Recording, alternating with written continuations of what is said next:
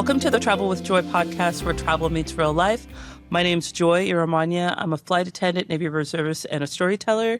And I love having conversations about the meaning of life and finding light and just how travel helps people when life gets heavy. So I'm really excited to introduce my guest for today. Her name is Jaime. And actually, I put out a little thing on Facebook, and I was just looking for travelers who would be interested in being on the podcast. And then Jaime actually reached out to me, and it's so crazy because you actually put a comment on the group or my post on Facebook that I didn't see for weeks. And I don't know how I just dropped the ball. I think I just got like really busy, but I think you also emailed me. Yeah, I then emailed you. Yes. Because I'm like, I love what you're doing, and I want to support you the best I can. Yeah, and you also invited me to be a speaker at one of your events, and I actually just did that yesterday, and it was amazing. It was a great opportunity, and I love what you're doing. But I also, you sent me like a magazine article, and I just did some research on you, and I was just like, wow, you have a wealth of information, and I know that you can definitely help our audience. And I just love connecting with different travelers and just hearing people talk about how travel has affected their life.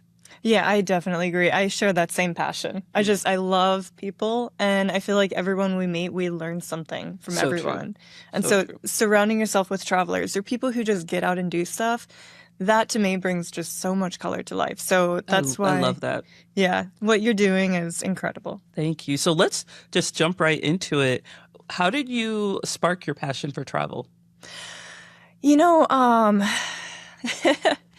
wanted to, this is kind of blunt, but I wanted to disrupt my life. I saw, I was young, but, I kind of saw this path where when I was getting ready to graduate high school, and then I graduated and I was building this life. I was working for Fortune 500 companies, and my dream was this white picket fence. I wanted a beautiful house, a perfect kitchen. I wanted to host people over, and I realized I wanted to be like Martha Stewart or something. Me too. I know. Love her. Yeah, she's incredible. And then I found that then what I was giving to the world was, this is a perfect pie, and this is my identity. And I realized that's not what I want to be for the rest of my life. There's so much more. And it was it scared me how natural it was to find goals in things that didn't actually genuinely give us enrichment, And so I looked around and I realized when it comes to doing anything more, people just automatically say no. And it's not that they mean to, and it's not, I believe that so many people say no because it's safety, right? It's their routine and it's their protection, and it's human instinct to try not to rock the boat too much.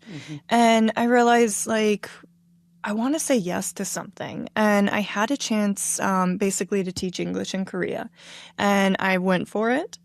And before I left for Korea, I was 22, I want to say, maybe 20.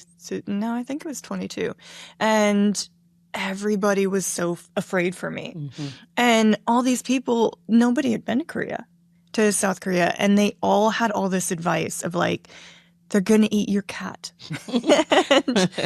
and you need to watch out. And the world is a dangerous place. And this was their voices saying no. And I'm I need to I need to be careful, but I need to also see for myself. And I got there, and it ends up my cat's okay. Yeah.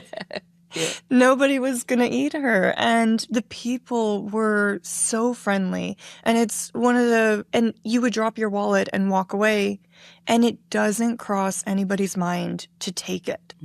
It crosses their mind to grab that, and they will chase you 2 blocks until they catch up with you and to give it back, because and that's how safe it was. Yeah. And that really reset how I thought. And so what got me traveling is just this passion for trying to just break free out of these restraints that I had put on my own life.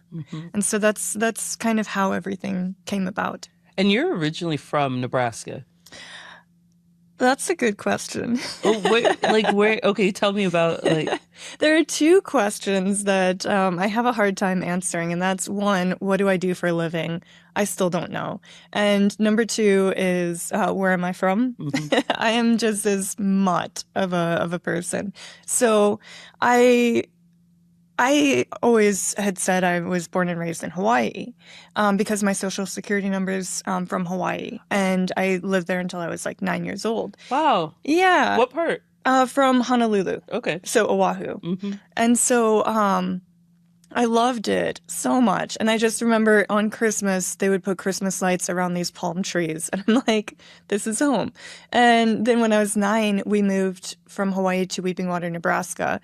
But I found out, I want to say like 15 years ago, that I wasn't born in Hawaii. I was like, I had said to somebody, yeah, I'm born in Hawaii. And my dad happened to be around. And he's like, you're not born in Hawaii. I'm like, what do you mean? And he's like, you were born in South Dakota.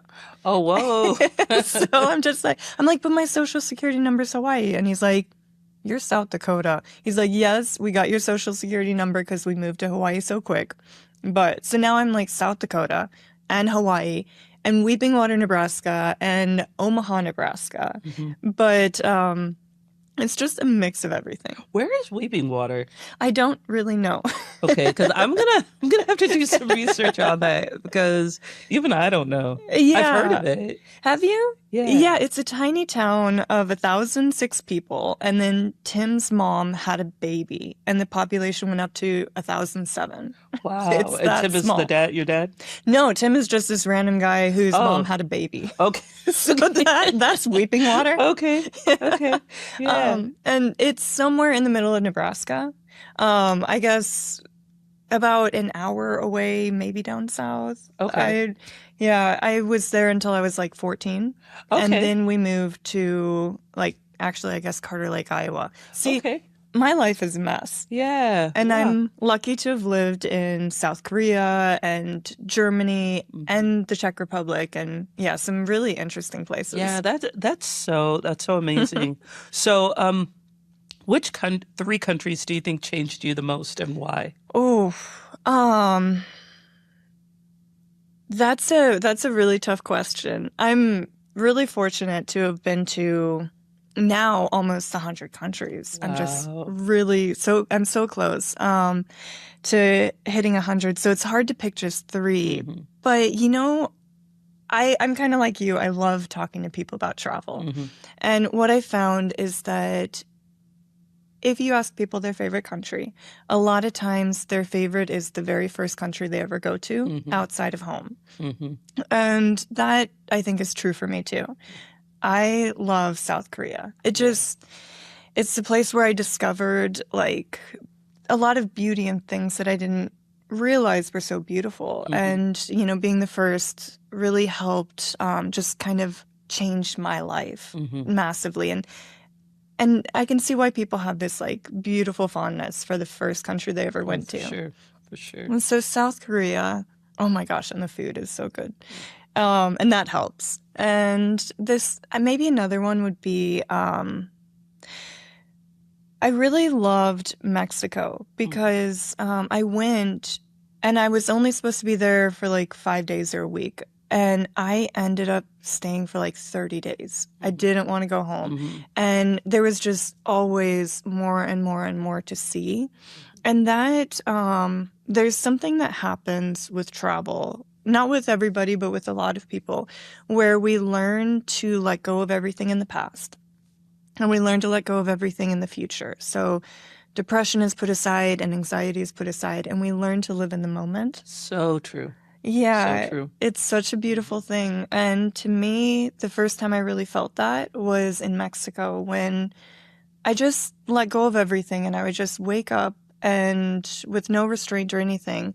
And I was just like, what do I feel like doing? And sometimes it was a lot, sometimes it was nothing. Mhm. And I just learned to live in the moment. Mhm. And Yeah. yeah. That's so amazing. Now, do you have a third? Because you said South Korea, Mexico, and Yeah, so I had traveled to like 70 countries at some point about 5 years ago, maybe. And and or maybe like 10 years ago. And at that point, I thought I knew everything, right? We're traveling, we're discovering ruins, we're traveling, we're eating food, we're meeting local people. It's the same thing we do in every country. But then I went to the Maldives, and It's my dream oh, destination. I know, it was incredible. And you're on a little island because all the islands are privately owned by like hotels and resorts, and so you're on this little island and you have no ruins and you have no, it's not like you take a huge historical tour or anything like that. It reset what I thought I knew about travel. And I fell in love with just a bird in a tree. And I fell in love with the underwater life and it opened up the world in a brand new way, because then you're snorkeling and you're scuba diving and just the ocean life and the water is so clear. And I'm just like, I need to go back to every destination I've been to and now see it from under the ocean surface. Wow. Yeah. And that, I know it sounds small, but it actually taught me and it reset my entire life that when we think we've done everything and known everything, how quickly life can just flip. Yep. And so for me, Maldives wasn't just about discovering that, like, all the wildlife and the underwater life of marine and whales and the manta rays and all this, and the sharks, which are just so beautiful. But it actually taught me that what we think we know can transform at any moment. So true. No, I think travel is like the biggest like teacher. Now, how do you choose your next destination? Most of the time it chooses me. An opportunity will come up, or I'll just find a great flight deal. There's different times where flights just to a location aren't selling, and therefore the airlines and the airline system like suddenly is dropping fares. And then it's like, how do you say no to that? Did I ever want to go to this one country?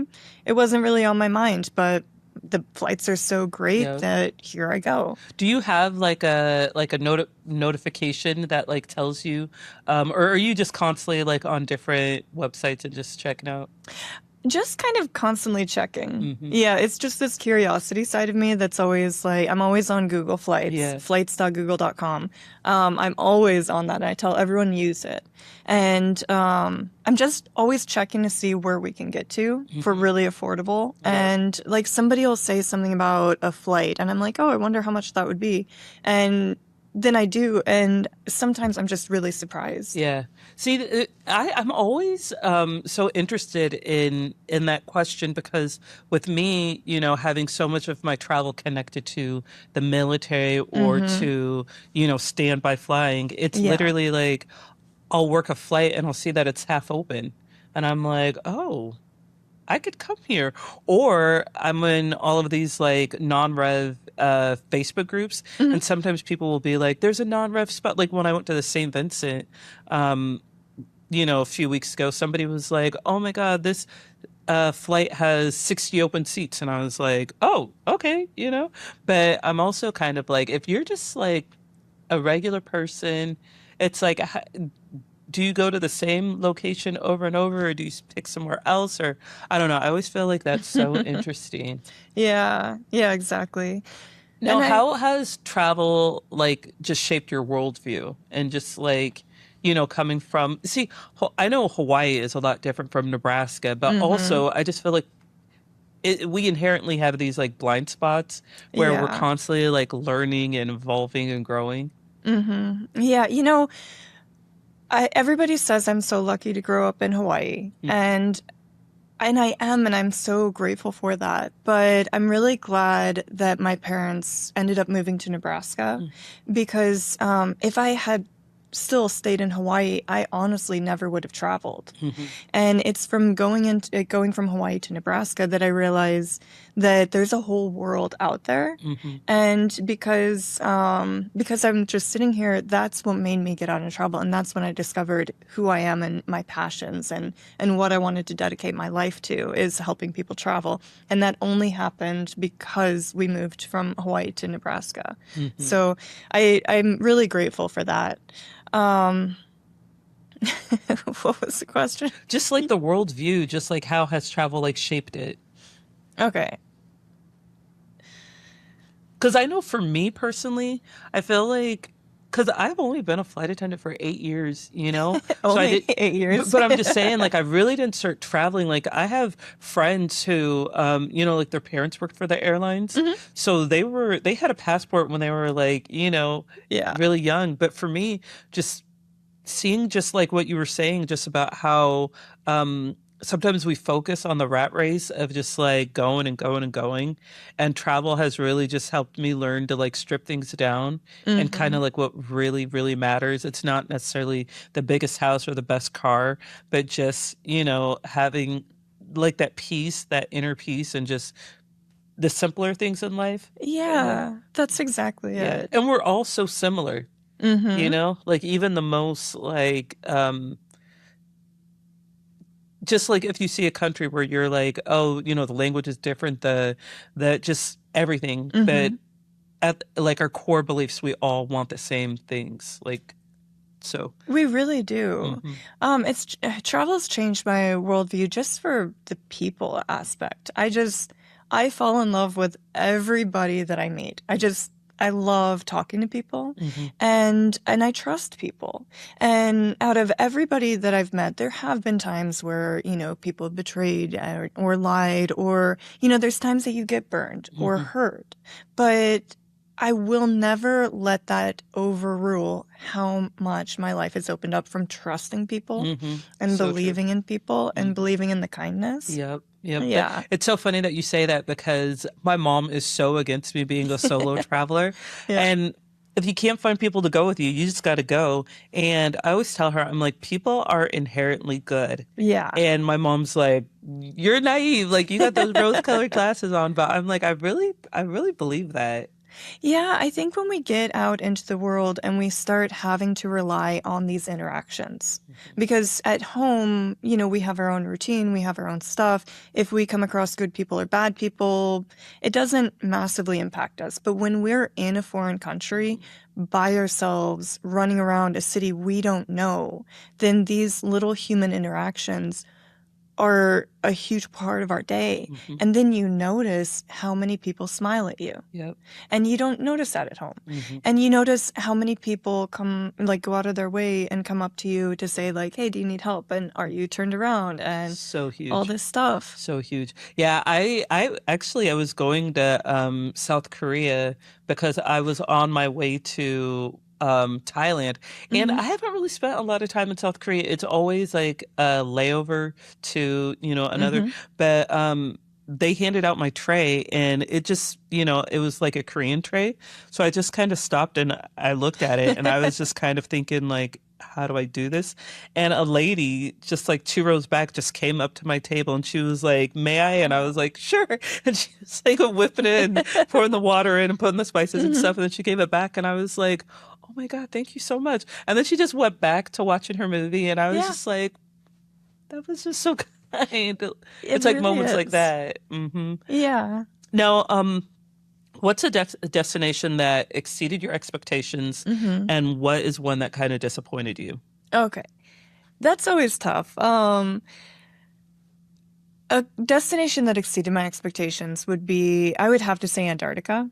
Wow. That's on my bucket list. I know. It's such an incredible place. I've traveled a lot because Nebraska's cold and I do not like being cold. And so during winters, I would be like, I need to figure out how to get out of here. I don't do well with snow. And so I have done so well in life to avoid being cold. And Antarctica is not that. Yes. Yeah. So I was thinking, here I am, I'm going to winter, I'm going to like the coldest winter ever. And I was really apprehensive about that.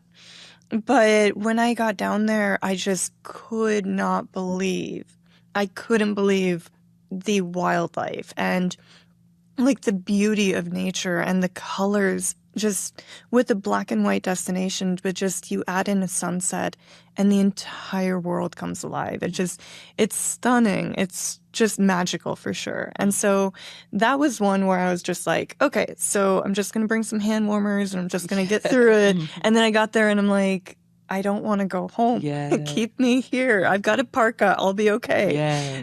And so that was a incredible destination. One destination that was a bit more challenging. So Egypt had been on my bucket list for sure, and it's a great place. Mm-hmm.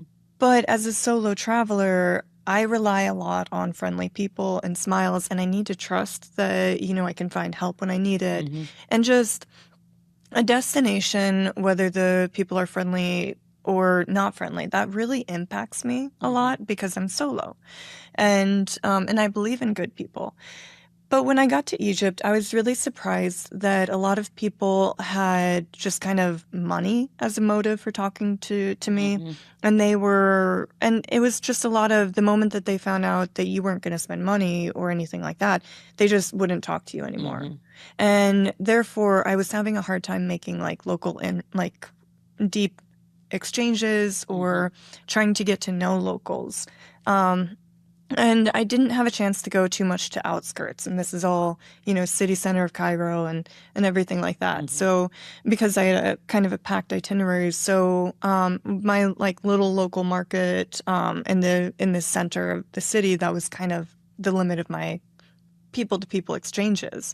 But I kept going, and I found that the ruins themselves and the hieroglyphs and just the temples and the like serene like Nile River, and I realized there's more than just people to people. There's also, if that isn't working on a trip, that's okay. Mm-hmm. Then you just find the beauty in everything else. And I just really uncovered just such awe with the history there. And then by the time I like kind of lightened my mood a little bit and I got to the outskirts and smaller places and smaller destinations, and then people started warming up a lot as well once you get out of the capital and the main city. Yep. And so that was a country that had a bit of challenge. I think it's crazy that you say that because I would agree with Egypt too. I kind of had a similar experience. I cannot even imagine going there solo because I went with like random like flight attendants that I hadn't known before. I just put up a message and said, if anybody would like to go, and 3 people reached out to me, so we went and we found like a tour guide. Wow. But one of the things that I made the mistake of is early on, I was only there for 5 days, but I had in Cairo, I had a little girl come up to me and she was like, I don't even know what she said, but I was like, oh, like she needs money. So I gave her like $2. And then, she ran off and, we went to, do whatever. And then 15 kids ran up to me and I was like, no, and then it was just like so many of them. And then I don't know if they like were talking to each other, but it was just like and it was kind of around my hotel too. So I just like amateur mistake, but it just felt like everywhere I was going, they were just, and then, you go to like the monuments and stuff and they're like trying to sell you their trinkets and stuff. And you're just like, chill, And then also I went into one of the pyramids and, I was just like talking to a guy and I was like, hi. And I was like trying to get information and he just like put his hand out and I was like, oh, okay, that's what we're doing. And then I went inside the pyramid, and this is like the oldest pyramid, but it reeked of like urine. Oh and, my gosh. Yeah. I know. And I was just kind of like, oh, whoa. So like the first couple of days, I did kind of have to take a step back and I had to be like, Joy, you're not in America anymore. Yeah. Like you got to get smarter. You got to, just like, bring down your expectations a little and Mm-hmm. just kind of like see the beauty in different. And then the trip Yeah. ended up being better, but at Mm-hmm. first it was kind of like, whoa, this is very different. And the Yeah. traffic too. Oh my gosh. And trying to get across a Cairo street is Yeah, like playing I can't even Frogger imagine. in real life. And just like the Yeah, cars are going and the cars are moving, and they aren't going to stop. If you want to get to the other side of the street, you are going to have to navigate I around can't these even moving imagine. cars. Oh, it just, I don't recommend it, Hmm. but it is like a real life game of Frogger. I So, bet. I bet. Now, one thing that I always struggle about, so this is a question that I have for myself, but also for my audience, but how do you budget for long-term travel? mhm. Because, I usually do, like I'll do like a week, I'll do a month if I'm working with the military because I'm working and they're kind of like footing the bill. But, and then also most people only have like 2 weeks of vacation a year, Yeah. maybe 3 weeks if they're lucky. So it's like, how Hmm. are you budgeting? How are you like able to go to 100 countries? Yeah. That's actually one of my favorite questions is because it's actually really simple. Um, what I have in my travel bank account, which is actually where all my money goes, it's actually my bank account, but whatever I have in there is my budget. And so there's just been so many times. I remember I wanted to go to Brazil and I had found there was a really affordable plane ticket and it was like from Omaha, I think it was like 500 round trip Mhm. or 450 or something. And so I bought and this is like 5 months ahead of time and I bought the plane ticket. And so then over the next 5 months, like I found a hostel Mhm. and then I think it was a few months ahead of time and I booked the hostel and got that out of the way. And now I'm about to go to Brazil and I'm going to be there for like 10 days, except that 2 weeks before I went, my car broke down and like these unexpected like $1,500 bill came out and then something else I forgot what it was and that came out and suddenly I'm like I don't have a dime for Brazil and I'm just like seems like I'm gonna sit on the beach, that's perfect. Wow. So my travel account, it was empty. Yeah. And I'm like, that's perfect. I'll just do everything, people watching. I'll go walking, I'll go hiking, Mhm. I'll go exploring neighborhoods, and I'll like find connection and meaning in that. And I'm going to eat like the locals do. I'll go to the grocery stores because that's what I would do here. Mhm. So I just went to grocery stores and I would get cheese and ham and make sandwiches. Mhm. And yeah, it was just an incredible trip and it didn't cost anything else, basically, because I already had the plane ticket in the hotel. And then I would just literally just sit on the beach, which doesn't cost a dime. Mhm. But then other trips, maybe taxes come back and you get a refund. Yeah. Yeah. And then I'm just like, Mhm. seems like I'm going to do a lot of experiences and Yeah. excursions. And then Mhm. I spend money on exciting adventures Mhm. and I get to upgrade my accommodations and all this stuff. So I really adjust the trip. It's never a question of if I can travel or not. Mhm. It's a question of do I get a splurge on Mhm. that trip or not? I love that you say that because I think oftentimes, you're on Instagram and you're watching like the luxury travelers and you kind of start to get this idea in your mind or even just like, you want to stunt on your haters and you want to like take these pictures and post them online and show Yeah. people like I'm outside. But also it's like there's that simplicity, Hmm. and even just being out of the country is a flex. Yeah, that's exactly it. Whether you're sitting in Greece or sitting here, like it can be as expensive or as cheap as what you want it to. Hmm. That's amazing. Now, what kind of packing tips do you have or travel gear that you just like always have to have when you're traveling? Yeah. So a lot of people talk to me about how to travel and like getting ready for travel and packing lists and travel tips and all this stuff. And I always recommend to people, I love AirTags or Samsung smart tags or whatever device that people have. Like just get the location devices. And I love them. I even have one on my cat right now in case she ever gets out, then I can like find her. But I put them in my purse in case my purse ever gets swiped, or I put them in my suitcase in case my suitcase, like I'm heading to Bangkok and my suitcase decides it's going to Paris, that I can keep track of that and I can let the airlines know where it's at. And so I really like AirTags for all that. There's just nothing worse than having these personal items and you don't know where they are. Yep. And they really help solve a lot of those things too. I love my Owala water bottle. It is, so I have been trying to find a non-leak water bottle forever, for years. It was like my mission. And once we get in the plane and go up to altitude, the pressure, no matter what water bottle, it seems to leak. And I just found that the Owala is the only one that no matter what, it will not leak. So I always recommend that. And I love portable chargers because you just don't know in countries if power is going to go out or if you're going to be next to an outlet on your nightstand. And like, there's nothing worse than being like out for a day exploring and then finding out that you're taking too much video and phone and your phone's dying and you're about to like walk into the Taj Mahal. Right. And so, for sure. Yeah, a little charger is always good. Any packing tips? I know you said the AirTags, but because I always overpack, and people ask me, they're like, "Oh, you're a traveler, you shouldn't," and I'm like, I need help myself. Yeah, it is so cliche, but it's always that we don't need as much as what we bring. So true. Yeah, I forget who it was. Maybe it was Rick Steves who said, lay out everything and take half the clothes. Wow. And I think double the underwear is what he said. Always take more underwear than you think you need.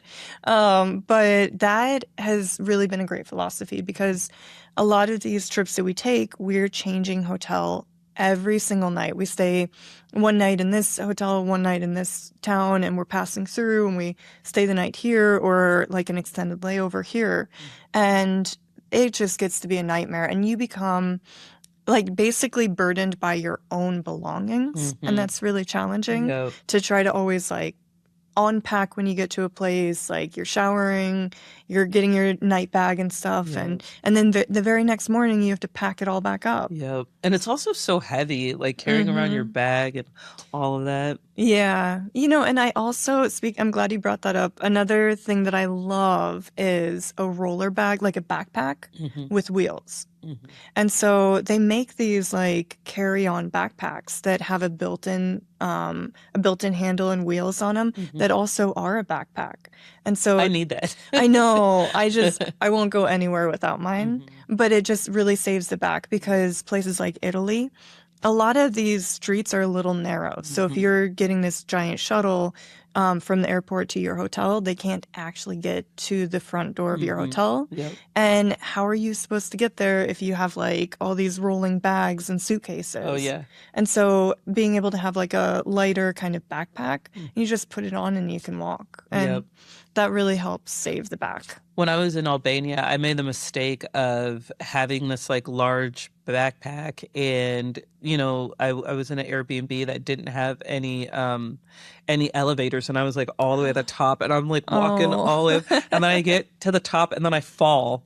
And I really hurt my ankle and I was like, oh my God, I was like, soldier down. I'm like, hurting. But I got better, but I was like, oh my God, talk about a way to start a vacation. It was so crazy. And you were okay, I hope. Yeah, I was like, but I was just like, oh my God, how embarrassing is this? But also another thing is how do you stay healthy on the road? Because I always get so scared about eating like certain things and also just feeling like energized. Yeah. So staying healthy is actually so important. I love probiotics when I'm traveling. So I think like a month before, depending on the destination, or 2 weeks before, I start probiotics and they really help like anything weird that comes into my system while I'm on the road. Suddenly my stomach is like able to handle it because it's got the gut health and all that. I love that. I also, if you name a country, I can tell you about the hospital there. I don't know what it is. I have some really funny luck when I travel sometimes, and I end up in a clinic or urgent care or a hospital almost every country I can tell you about it. And it's just, sometimes you get a respiratory infection, or sometimes you sprain your wrist, or just anything can come up, a UTI, or, you run out of a medication and you need a refill. And so I wish that people were more comfortable with the fact that while we're sitting here in the States and at home, when we aren't feeling well, we just go to an urgent care center, and that it's okay to do that abroad as well. Every country has doctors, and hopefully it's not you need surgery. Yeah. But if it's something small like respiratory infection, like just to feel comfortable knowing that if that comes up, you can go to a local clinic and you can get that. They can do the testing and they will give you antibiotics. But do you have to worry about like a huge bill or anything like that? Like, yeah. Coming from the U.S., where medical care can be very expensive, I prefer that if I'm going to get sick, it's somewhere other than the U.S. I find that a lot of times other countries don't rely on medical insurance, and medical care and medical treatment needs to be an affordable expense, and the government doesn't really let it get too out of hand for pricing. And so I've never been hit by a bill more than like $50 or $100 or something like that. That makes me feel so much better, because I was in Jamaica once and I fell off of a horse, and and I cut my elbow, and I was like talking to this guy that was like a physician's assistant, and I was showing him it, and he was like, "You need to go to the doctor and get stitches." And I was like, "Oh no, oh no!" I was like, "I'm not gonna get this like $17,000 bill." I was like, "No." So I just like glued it up, and I just whatever, and I have this like gnarly scar, but I was so scared of this bill. And then now in the last few years, I've seen so many people talk about medical tourism, and even like I'm in Facebook groups now where they're like, "Oh, they said that it was going to be $1,500 to get this tooth pulled, so I flew to Mexico and it was like $100," and I'm like, "Oh," but I think that is kind of like a common misconception that people have. Yeah, well, we're so used to our system. We grew up with it ever since we were born at the hospital. How much was that bill? Yeah. And then all throughout our life, and we have friends who get into medical debt and everything like that. So it's kind of natural to just be a bit concerned and a bit weary. But I have flown to Mexico for dental care. And I have gotten stitches in Mexico, and I did see a doctor in Jamaica for a refill of prescriptions. And it was affordable. And I think my Jamaica bill was like $25. I think my Mexico emergency room stitches, they stitched my lip back together when I fell on a moped and my face collided with the concrete. I think that bill was maybe $90 or $100. And yeah, so a lot of this stuff... it's just so much more affordable. But, I think ever since I turned, like, I want to say, so I'm 41 right now. And when I turned 35, I grew up a little bit more, and I decided I am going to start getting insurance. And I found, but only because I found an annual insurance plan that just is phenomenal. And it's not based on age. It's like really affordable. It covers every trip. And you don't have to give a second thought. And so I got that. I think it was like $800 for the year. Oh, nice. Yeah, it wasn't too bad at all. But I found that with how much I traveled, I made that $800 back and more, because my bag would get lost and they would replace all the contents in it. Oh, wow. And like different things, like you get stuck because there's a winter storm somewhere and planes aren't going, and you're stuck there for a night or two. And like what happened in Istanbul one of these times that I was there, and it paid for all the hotel, all the transportation, all the meals and everything. Wow. And medical care, I'm often in kind of more affordable countries. I don't often travel to Europe or expensive countries, and therefore, I haven't actually been stuck with a huge medical bill yet.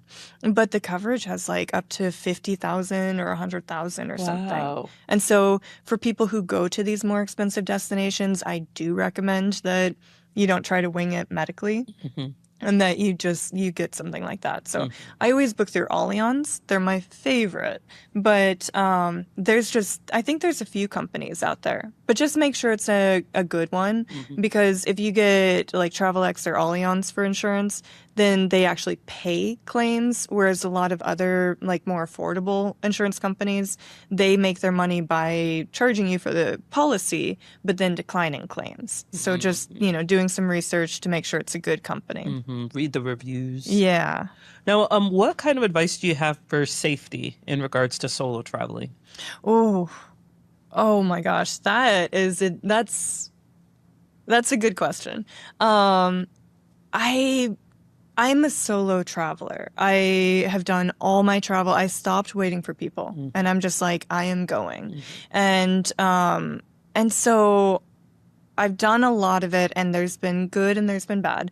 My biggest thing is listen to your intuition and, be cautious, but don't let fear stop you. And so it's kind of a double-edged sword of, it's being cautious, but also taking that step.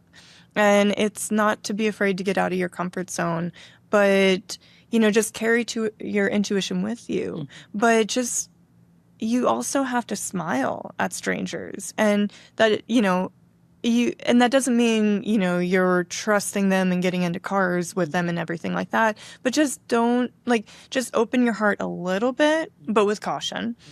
And so for me, I will go out to meals. I'll do all this stuff with people that I've just met. But I have these rules for myself as a solo traveler, which is do not drink more than one drink at all. And of course, never let that drink out of your sight. So when you order it, you drink it. And if you're going to go to the bathroom, that's great. But just then you're done with that drink. And the other thing is, some good things happen after midnight, but not very often. That is not worth the risk to me. So if I'm traveling solo, one of the self-respecting rules I have is just basically call it a day by like 9 or 10 at the latest. And yeah, maybe you're then missing out on like walking around looking at stars at 2 a.m. But, that's okay, because then you can actually get to bed early and take advantage of the morning stuff. But when I'm traveling solo, I try really hard to just stick with a few basic rules. But aside from that, also not being completely closed off, because meeting people is so wonderful, and they give a lot of life to our travel. No, I totally agree. Now, when you travel, do you ever try to like learn languages before you go, or do you think it helps you to kind of learn local phrases?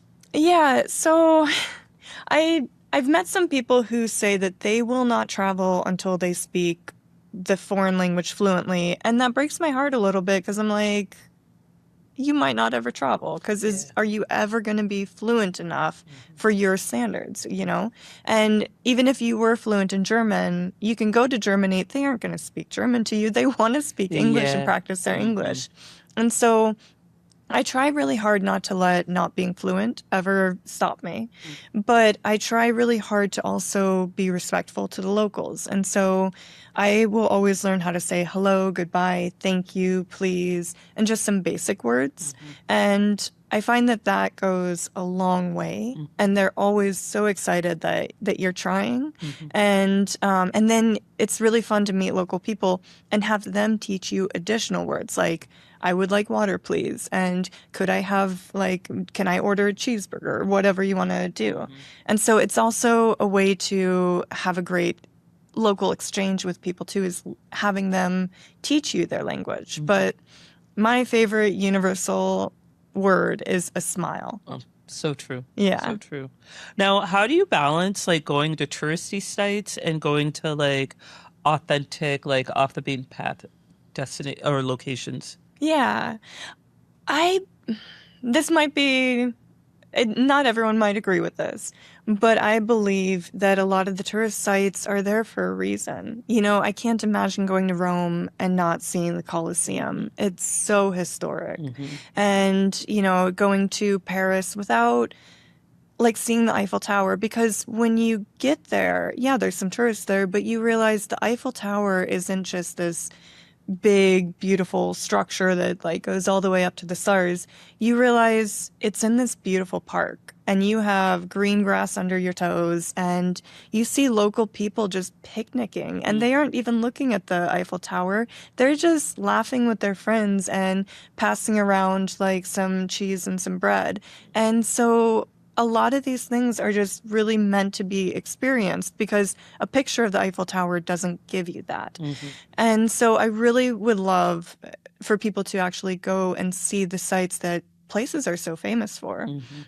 However, to mix it with downtime, like take the small side streets and explore like a little farmer's market and step into like a local bakery and talk to like the front desk people and see what little hidden gems that they would recommend for you. Like where are their favorite places? What are their favorite squares? And to have this blend where you're seeing the sites, but also having your little local moments, like the authentic hidden gems.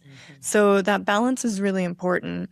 But the reason why I really push like for local, like these big sites, is that we have no idea when a fire can destroy the Notre Dame. And we have no idea when an earthquake can completely take down the Great Wall of China. Like these are beautiful and they're here right now, and we need to see them while we can and not take that for granted, the fact that that they're going to be here forever. Yep. I think there was a Seven Wonders of the Ancient World that all these existed back then. They weren't ancient back then, but they are no longer with us. The only one that still stands are the pyramids, and so they had to redo the Seven Wonders of the world.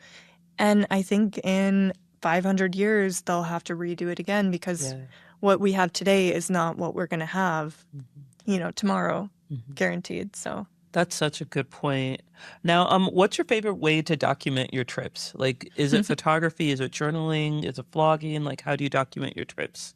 I'm actually not that good at being in front of a camera. I try to avoid it.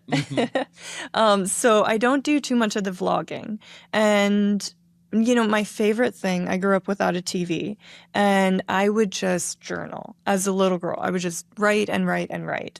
And for me, when I travel, I am always journaling. And I love like describing places, like writing down who I meet and what I loved about them. And You might all have this. a travel book like coming up. Yeah, maybe. I have actually written more than enough for like 5 travel books. Wow, that's But awesome. I'm a writer. I love writing, but I do believe in taking pictures because, a picture can really capture like the beauty of a place and that moment of like leaves flying across and all this. And that's something that words can't always capture. So it is a mix of photography and travel writing. Now let's get into your travel group Yeah. and just like the name of it, what inspired you to start it. Yeah, I think it was 12 years ago I moved from Europe. I never thought I'd live back in America, but life changes a lot unexpectedly. And suddenly I was back living in Omaha. And I was really lonely because I really wanted to be around people who had traveled as well. When this is your identity and it's, what you enjoy and it's your passion, you want to be around people who, you can talk about destinations and they can add their experiences of their travels. And so I started a travel group 12 years ago, and it's called the Travel and Culture Group. And I just really wanted to be around that. And so I started it thinking people are going to talk about travel and they're going to talk about their trips, but it ends up people would join and they'd be like, okay, Jamie, tell us about Costa Rica. And, Jamie, tell us about Japan. And so it started into destinations like, okay, let's get together and I'll talk about this place and this place. And so it kind of transformed to where now it's a beautiful blend of people who haven't traveled but want to. and they want to hear about travel. And maybe they don't even have any trips coming up the next 10 years, but they want to be exposed to culture and they want to hear about it. And it's the other half of the group are people who have been places and they want to be around those like-minded people. Mm-hmm. And the other reason I started the group, I had heard before I went to Korea, I had heard so many people who hadn't been there give me all this advice of how horrible it was going to be. And that broke my heart when I realized that all of this was fearful and safe. You know, they were trying to give safe travel advice, but they hadn't actually been there. And so I wanted to connect people who wanted to go to a destination with people who had been there so that maybe it is dangerous, but you're at least hearing it from someone who can tell you factually what their experience was. And so it's not always supposed to be positive and it's not always supposed to be good. There are bad things about every destination. But hear it from somebody who actually has been there. And so that was the other purpose for the group. Now, what are your like future goals for the group? Yeah, it's hard to say because I'm very open to everything changing. We had done a lot of dinners and cultural dinners, and we had done them every single month. But then once COVID hit, it was harder to arrange that. And so then we just changed to destination talks. So as far as like how things merge and flow and develop, I'm always 100% open to what the future looks like and going with change instead of fighting it and saying it has to stay the same. But what I'd love to see for the travel group is just to really get into more interaction. I'd love to see it have more, I want to implement more travel games and more just people talking to each other and more community focused type stuff instead of just, presenters and destination talks. But I want to keep that because a lot of people they need to learn about destinations they're going to. And so I find when I have a talk about Greece, people who have upcoming trips to Greece or it's on their bucket list for one day, they come out to that. So I'd like to get just a bit more rounded with all types of community involvement. I know when I was there the other day, one of the things I thought was so cool was there was two gentlemen that were both sailors, and one was telling me that he lives in like South Dakota, but he likes to come down to the group because then he sees his other friend and like they have their wives and they come together. And then somebody else came up to me and was telling me about how she just kind of like randomly met a friend that she travels with all the time now, and it's like they just like really connect and they like come into the group together. And but definitely I got a sense of like the community, and I thought that was like really, really neat. Yeah. With your group, do you have local collaborations or partnerships or? Yeah, so we were sponsored by Hosteling International for a while. They really helped to support me a lot, and they would sometimes bring in speakers a little bit. That was a while ago. So I am just so grateful for everything they did. They were just giving back and giving back to just anyone who helps promote travel in a very selfless way. Yeah. They wanted nothing back in return. They were just like, let's help you promote travel. Right now, I just adore the German American Society that we have here in Omaha. They're our venue, and the event coordinator there, Darcy, he lights up when we come in, and just all these grateful travel really brings such happy people. And so suddenly all these happy people, grateful people, humble people are coming in, and he's surrounded by these people. And so my travelers or my community, the members of the travel and culture group, they really showcase how beautiful the people of Omaha can be. And the German American Society has been just a gorgeous venue to host our events. It really is. Yeah. It is. So those are two of the strongest ones that we've had. Now, what are some travel trends that you're seeing just in the world right now? Yeah, I love talking to travelers, and I work in the travel industry, and I do a little bit here and there. And so I'm actually exposed from a business perspective and also from a huge U.S. tourism perspective and international coming in and Americans going out, like just all sorts of it. And the industry changes a lot. And it's actually a passion of mine to follow where these trends are going. And what I have found is there has been a huge influx of a desire and bucket list changing to Asia. And so as tourism gets bigger and bigger and as flight paths change, there's been more flights that are more affordable going to Asia.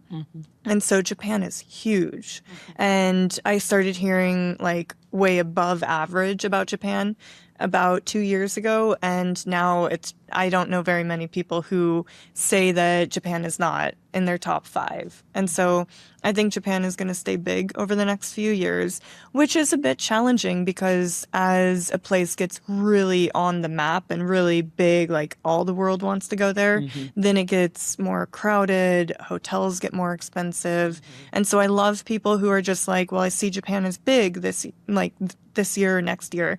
Therefore, I'm going to go somewhere else. I'm going to take advantage of the fact that not many people are going to China or Bhutan. And so they just kind of check that and they try to stay ahead of things. And everyone's going here, so they go somewhere else. And I'm finding Portugal is always talked about. Everybody loves how affordable it is, but it's still historic and cultural. And it just seems like a lot of the travel trends go towards basically people wanting experiences. And I find that people, like when they're taking a tour, they don't want to hear facts. They want to hear a story from that guide. And so I love the beauty that this is becoming more and more big as storytelling and experiencing cultural stuff. I love that. So just to kind of wrap things up, like what are your travel and community goals for the next 5 years? Yeah, I love giving back. I love giving back. And if I can even help one person make their travel dreams come true, then I'm happy. I wouldn't change a thing. So for the next 5 years, just community goals, I would love for people to keep bringing people together and to keep doing events and just to keep helping people travel. I want to help people find that there's so much out there to explore and to experience and just, I don't know. I think following your heart as a compass is a really good way to live. And so that's honestly my only goal, is to just help people listen to their heart a little more and help them overcome like anything that's holding them back. If, any of these concerns or safety fears or anything like that, like how can we solve them and how can we get people more comfortable to get out? I think travel expands people's minds and it helps create a more empathetic and like just a more beautiful world. And I think that's incredibly important. That's so beautiful. Well, thank you for coming today. Yeah. Just such an amazing talk. I feel like I could talk to you for 4 more hours. I know. And also thanks to you guys too for spending your journey with us today. If this episode resonated with you, please don't forget to subscribe, leave a review, share it with somebody that you think needs it. Until next time, take care of yourself and safe travels.